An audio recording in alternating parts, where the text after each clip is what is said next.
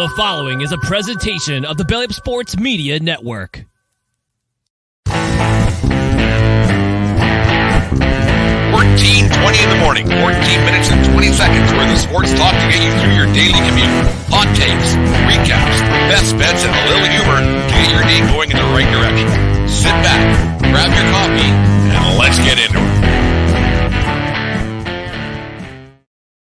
All right, 14:20 in the morning for this 15th day of November 2023. Today's show, as always, is brought to you by SeatGeek.com, the SeatGeek app. Use promo code 1420pod at SeatGeek.com today and save yourself $20 on your first purchase. Remember, we are part of the Belly Up Media Network. Go to bellyupsports.com for all the great articles and podcasts. Like I said, the Craft Brew Sports, they're at it last night. A lot of laughs. There was some stuff that was just close to being offside, but it was funny to say the least.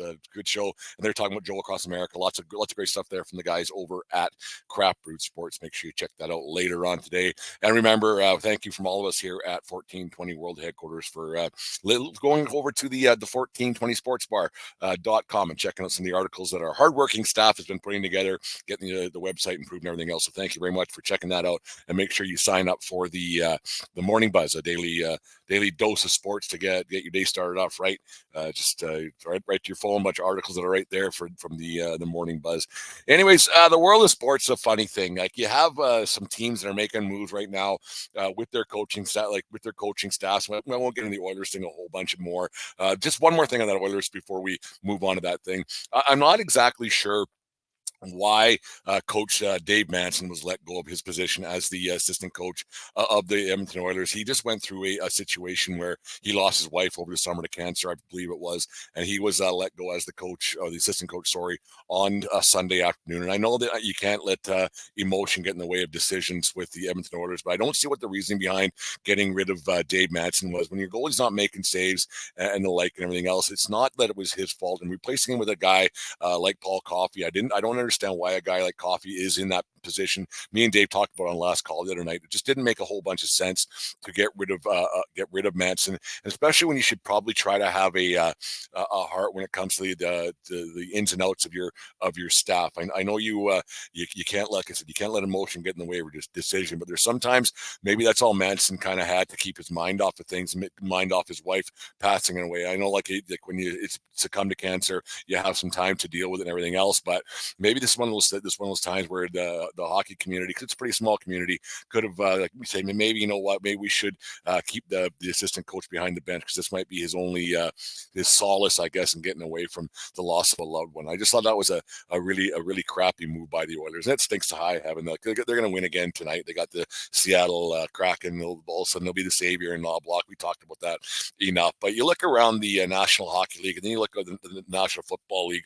The Buffalo Bills are off to they were the media darlings. They were supposed to win 10 Super Bowls in a row, and Josh Allen was supposed to be the next coming of Joe Montana or Steve Young or whoever, or Tom Brady, I guess, if you want to go to that depth. But it hasn't worked out very well in Bills land for Josh Allen. They're off to a 5-5 record. And then yesterday morning, after their debacle on Monday night against the Denver Broncos, they fired their offensive coordinator, and the coach kind of said, "Well, this is on me now." The head coach, I can't remember his name, doesn't much matter.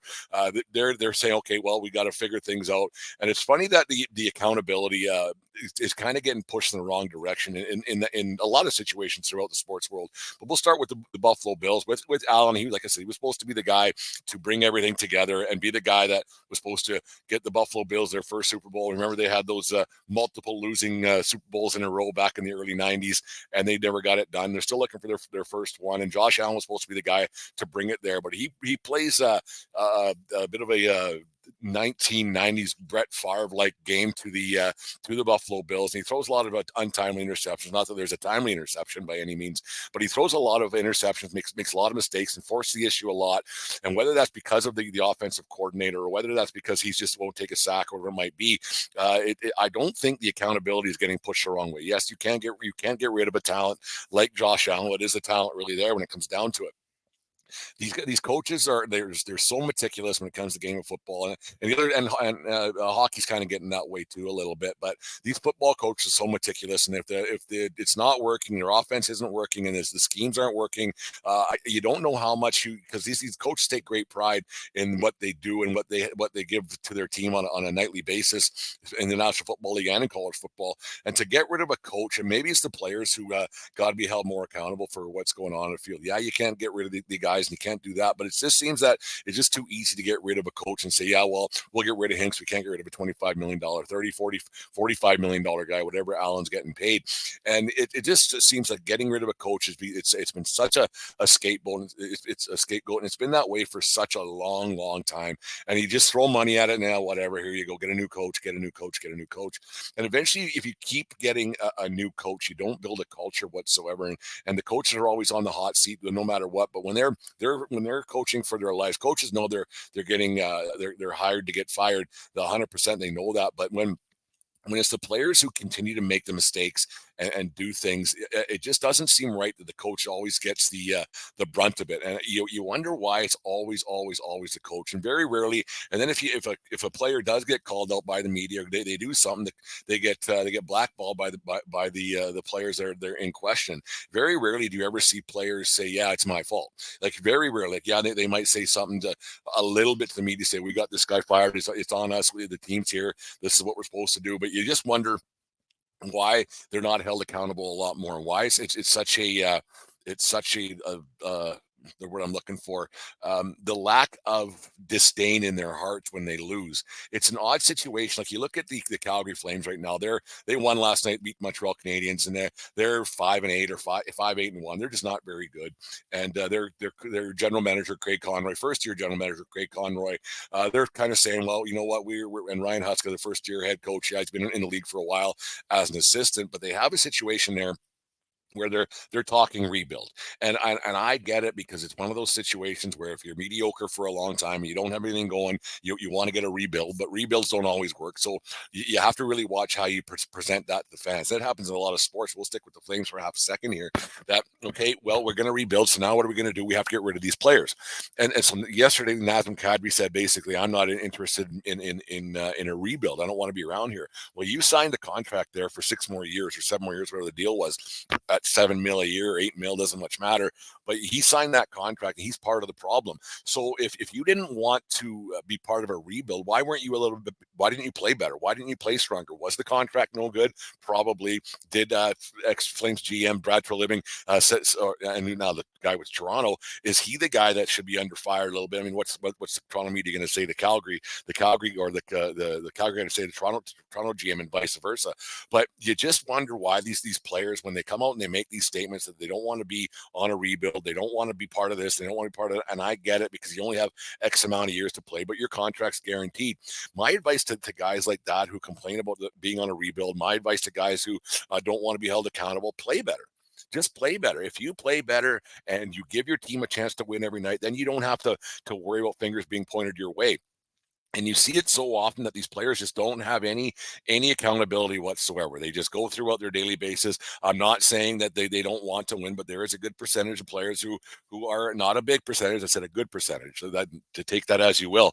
But you have these guys who just don't seem to care a whole bunch when a coach gets in and out, and they go, yeah, well, that's the business, you know. And well, the business should be like maybe the NFL is right. Like these guys don't they don't put out, they don't get their money, they don't get paid. And I think that's got to be something that the other sports got to look at. I'm not like, I am a bit of an owner's hugger in comparison to the players, but if you don't want to be held accountable, play better. If you don't want to be barked at, play better. If you don't want the fans booing you, play better. It's actually that simple. It's not a hard situation to think of at all. Like you look at the like there's teams that are on the precipice of winning year in, year out. They're close, and they make it, and then they're there, and they're not there, and they give themselves a chance to win. And I think like in Cleveland with the Indians, now the Guardians obviously, but with the Indians back in the 90s, how they were so close year in, year out with guys like Carlos Baerga Mayorga and Albert Bell and Manny Ramirez was on those teams, and they were right there. And for a smaller market team, yes, their owner was spending a bit of money, and Jacobs Field was new, so they were getting they're getting big crowds, huge crowds, so they could spend a little bit more money, and they never won. But I don't think that the fan base and the media was ever down on them, because they won their fair share of games and they were going out to win, and they know they're a small market team and they weren't supposed to win. And you see some teams, and so that's like the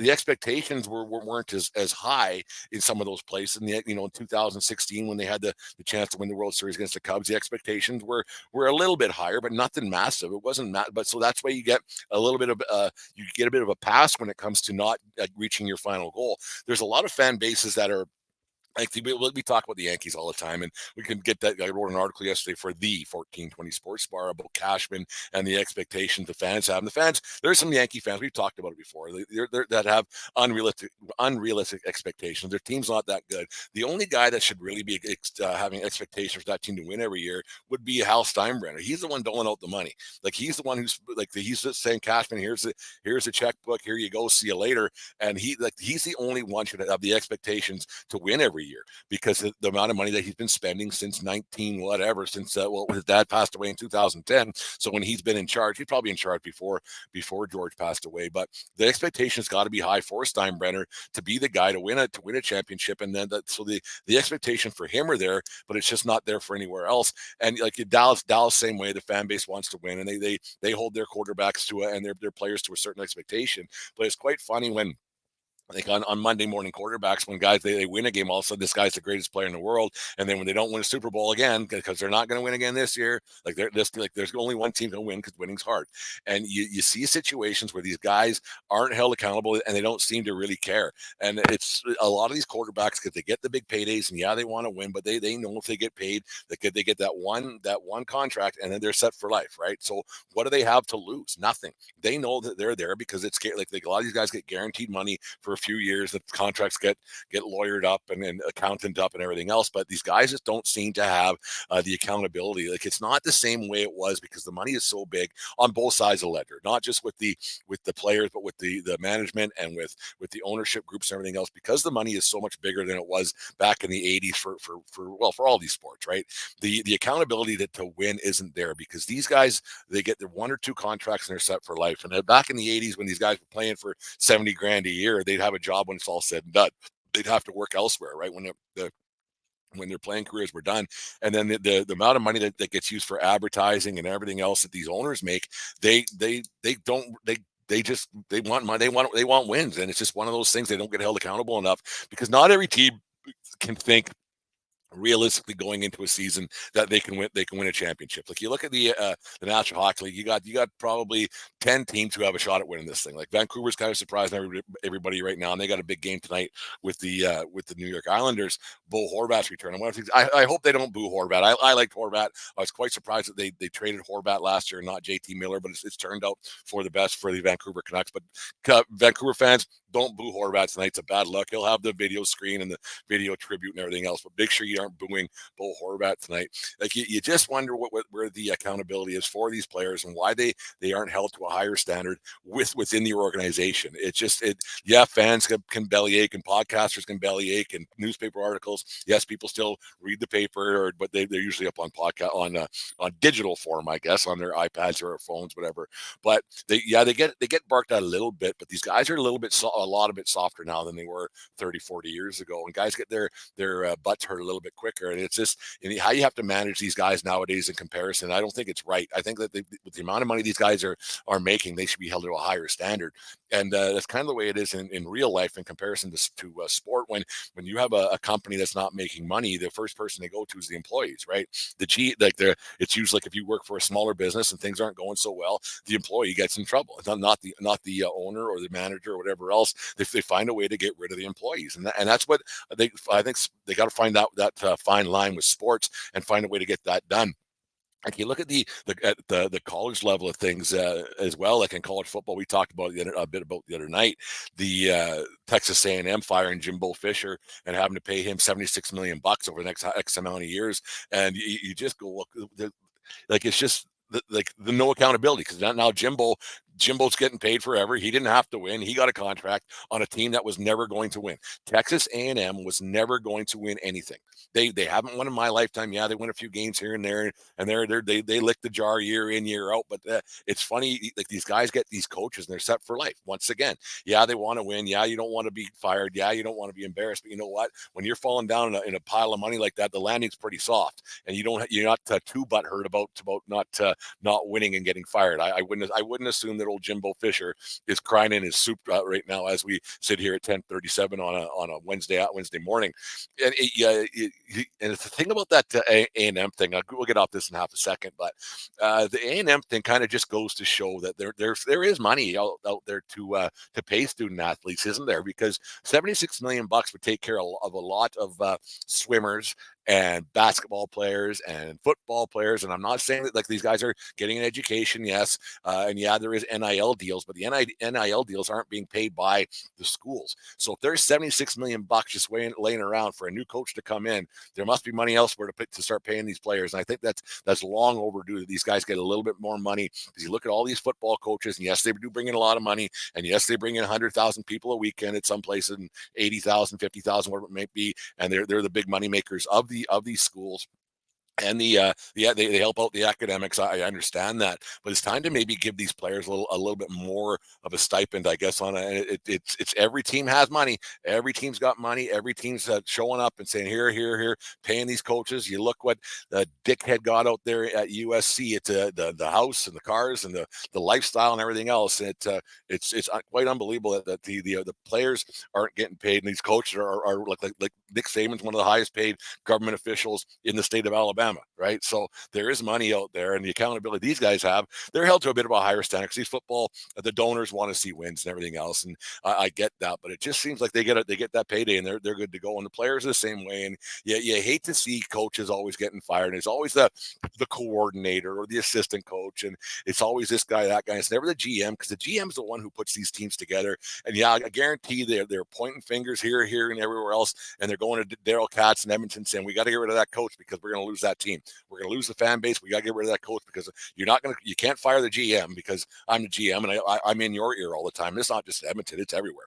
These GMs and the CEOs and CAOs, whatever it might be, they're in the owners' ears. They're the ones talking to these owners, and I guarantee you they're pushing the blame because they want their jobs. They want to get that last paycheck, like with Ken Holland. He doesn't have many years left in the hockey world, so he wants to continue getting his paychecks and everything goes. I know there's some guaranteed money and everything else that they have, but it just seems funny that these guys just get fired, and it's like, and the players like, whatever, we still got to go out. Yes, you do still have to go out, but no one ever seems that upset. No one ever seems that upset that a coach is let go. They brush it off their back pretty quick, because these guys make so much money, and they're pampered from an early age. And it's just a lot different than it was 30, 40, 50 years ago, obviously. And it's just one of those things. You just wonder why it got to that point in the sports world. And like, well, what it is, it's just money. It's just money 100%. That's why it's like record contracts go out every day. There's going to be bigger ones coming out. Like you look at that Harden situation, he just goes from team to team. He don't care. Like that's the biggest farce in sports history. I think that James Harden situation, the way he just goes from team to team, and I'll play here, and then I'll go try over here, and I'll go try over here, and they'll keep paying me whatever $60 million a year, and he don't care. And that's the biggest farce known to in sports history, in my opinion. It's just a funny thing. And you go to the Toronto. We'll stop this in a second. I got a lot of voices in my head throughout the day. So you look at that Toronto Maple Leafs team, and how, like, you talk about accountability. They've been through how many GMs and how many coaches, and not win around, and every year. And no matter what, Brendan Shanahan is still there. He's still there. And the Shanahan plan hasn't worked yet, and I don't know why it's going to. So now you got another GM who's going to fire, if they're not going to win this year, and they're going to fire their coach, and they fire Keefe, and then they're going to try somebody again, and Shanahan's still going to be there because he's in the ownership group's ear. And it's crazy to think that it's for so long these guys stick around and get nothing done. Yes, winning's hard. You can only win one championship, and there's teams that will never win another championship. championship. There's teams that have never won a championship. Tip of the cap to the San Diego Padres owner, the team that's never won a championship. And that man tried. I can't remember his name right off the top of my head right now, but that man tried to win a championship for the city of San Diego and just never got it done. He's been spending money like a madman out there for the last few years and just didn't get it done. Got a new ballpark there in San Diego. It's fantastic, but a lot of these teams, do they know they're not going to win? Yes. Do they know that they're just kind of just pissing into the win most season? Yes, 100%. Because they got to know they're not going to win. And like the Oakland A's of the world, that's a different story altogether. But in general, a lot of these teams, they just blow smoke up the fan base's ass and say, yeah, we got the team this year. We got the team to do it. We're going to get it all done. And then 10 games into a hockey season, you're firing guys. And then 10 games in of a football season, you're firing guys. So did you really have it put together? I don't think you did. I don't think you did. It's because NFL is different because every team finishes the same record. They're 9-8, 8-9. You make the playoffs, 10-7, you're in. So nobody's really out of it yet. But you just wonder, like year in, year out, where the accountability and how players aren't held more responsible for what goes on, because it's crazy. And then, like you look at Deshaun Watson and how he hasn't delivered, and he's got 3 or 4 more years, and he's hurt, and he's not playing the rest of the season. I know an injury is out of your control, but he doesn't seem interested in doing anything, because he gets paid a guaranteed contract and something he should never got done, considering the situation that he was in with the massage parlors and everything else that should never been. And he hasn't really had to answer to it at all. And the Cleveland Browns haven't really talked about it at all. They haven't said much about it. So it's kind of a weird situation in the world of sports. The world of sports doesn't mimic real life by any means. And anybody who thinks that it should, they're sadly mistaken, because we don't know, like we talked about with Aaron the other night from Brutally Honest Sports, that money just means nothing to the average human being. It means absolutely nothing in comparison to what those guys make now. Nobody knows what their kind of money that is. What's like paying Jimbo Fisher $76 million to not coach, and for a college football team, right? That's not supposed to be making this bunch of donors spending a bunch of money because they want to see their alma mater win. The good old boys winning a championship for the first time in school history. I'm going to pay this, and these guys are going to be in my back pocket forever. So it's an odd situation. But there's my little talk for today here at 14:20 in the morning. Make sure you go to the 1420sportsbar.com and check out some of the articles that our great staff has been putting together, and sign up for the Morning Buzz, like I said, for every morning update in the world of sports. A little article you can read while you're having your daily constitution, I think it's called. There, you're sitting on the toilet with your phone and read whatever, or you're laying in bed still, read an article or two about everything in the world of sports. We don't put nothing about basketball too much up there, but hockey, baseball, and football are up every morning. 6 or 7 articles you can just pick and choose, and then have a read, and then go from there. So that's over at the Morning Buzz at the 1420sportsbar.com. Give Santa and his elves a break from the grind this Christmas season and ask for tickets from SeatGeek. SeatGeek has tickets for shows, concerts, and sporting events for around the globe. And by using promo code 1420POD, you will save $20 on tickets. Tickets make for great stocking stuffers and gifts, so go to SeatGeek.com or the SeatGeek app for all of your ticket needs this holiday season, and use promo code 1420POD today for your Christmas ticket. There's a little Christmas for you there from 1420 World Headquarters of Christmas music and everything else. It's starting. We haven't heard Mariah yet, but I'm sure she's coming around the corner. But make sure you, for your Christmas stocking stuff, you get tickets for later on in the season, whether it be for a concert that you want to go to. So last Christmas we were sitting at my sister's place Christmas morning, and McKinley, she got some Taylor Swift tickets, and Jim got Red Hot Chili Pepper tickets on Christmas morning for concerts that were 5 or 6 months in advance. So, and they were quite delighted. So go to SeatGeek and get some Christmas presents and take the load off of Santa's shoulders this holiday season. Anyway, let's get to on this days and birthdays and call her a day. On this day in 1983, Mike Bossy of the New York Islanders scores 3 goals in the Islanders' 6-4 win over the Hartford Whalers at the Nassau Veteran Memorial Coliseum in Uniondale, New York. Bossy's hat trick was a 75th hat trick in New York Islanders history, and Bossy's 12th, 13th, and 14th goals of the season, where he would score 51 goals in only 67 games. The Islanders were 4-time defending Stanley Cup champions at that point and would reach the finals once again, only to lose to Wayne Gretzky and the Edmonton Oilers in 5 games. Bossy would score 573 goals in his 10-year injury-plagued career that included 39 hat tricks of his own. He also had 5 in the playoffs. Mike Bossy, man, if he had better knees and didn't last out, you wonder how many goals that man would have scored. 10 years and 573 goals. That's quite astonishing within a couple of bad pegs, but that man could score. Mike Bossy, one of the greatest goal scorers of all time in those Islander teams back in the 80s. It's unbelievable how great that guy was. Mike Bossy, hat trick on this day in 1983. And happy 31st birthday to Trevor Story, born on this day in 1992 in Irving, Texas. Story was drafted in the first round by the Colorado Rockies of the 2011 amateur draft out of his hometown high school, aptly named Irving High School. Story made his major league debut on opening day in 2016 as the Rocky starting shortstop. In his second career at bat, he hit a 3-run home run off of Zach Greinke of the Diamondbacks and followed up with another one in his next at bat.